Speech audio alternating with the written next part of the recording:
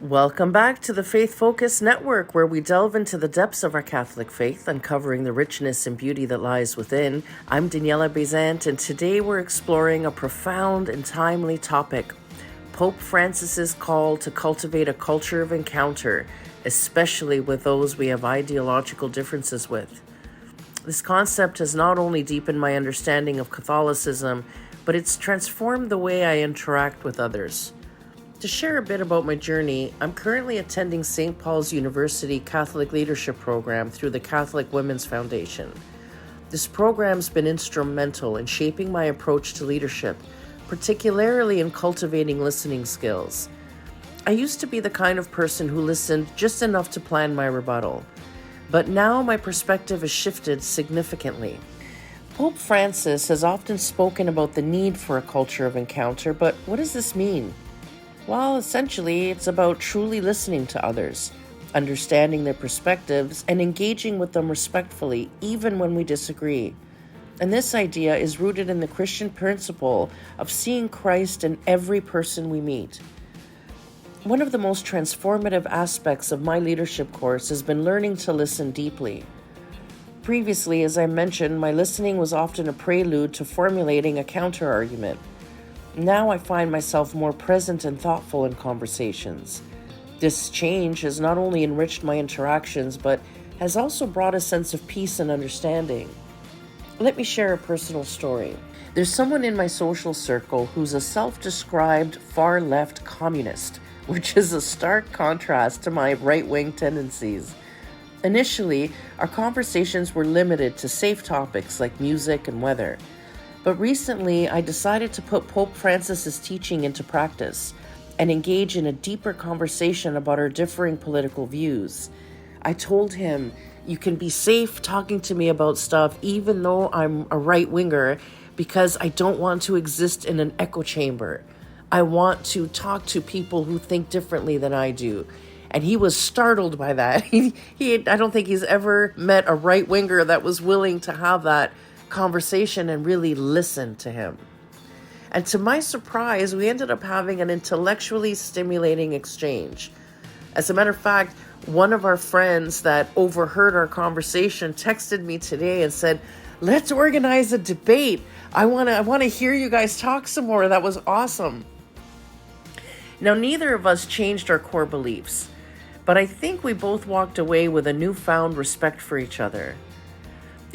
Sometimes I find, especially with political rhetoric these days, there's this divisiveness and this, name calling. So anybody on the other side is dumb or stupid, and we don't even acknowledge the intelligence of the other.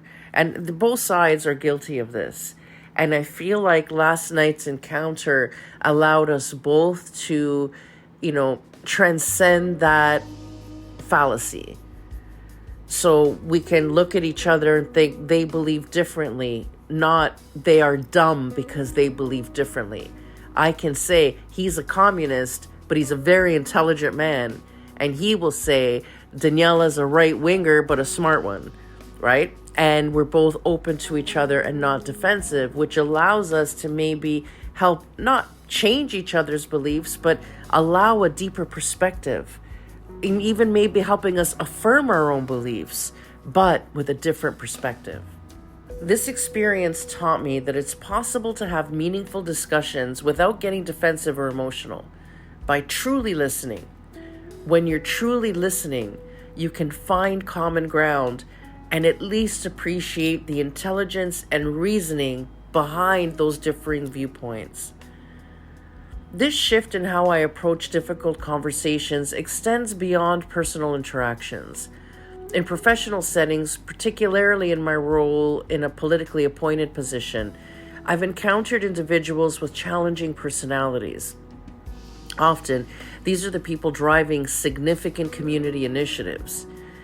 Instead of getting defensive or antagonistic, which is what these people are used to experiencing with the political appointees they're dealing with, I've learned to approach them with gratitude for their efforts and achievements. I have a mantra that I use when I'm dealing with certain people. I will repeat in my head, focus on my gratitude and not their attitude. Pope Francis's emphasis on encounter has helped me see beyond the surface. I now appreciate that these individuals are not inherently difficult, but are driven by passion and a desire to make a difference. And that's precisely the personality that gets things done. And my appreciation for that, they feel. And so therefore, the interactions are always amazing and pleasant. I find them incredibly supportive when everyone else deems them. I've been able to foster positive relationships and accomplish much more through that collaboration. The Holy Spirit has a way of putting situations in our path that help us grow. And this week was one of those weeks. I got to observe someone react to a situation in a way that was far from gracious or Christ-like.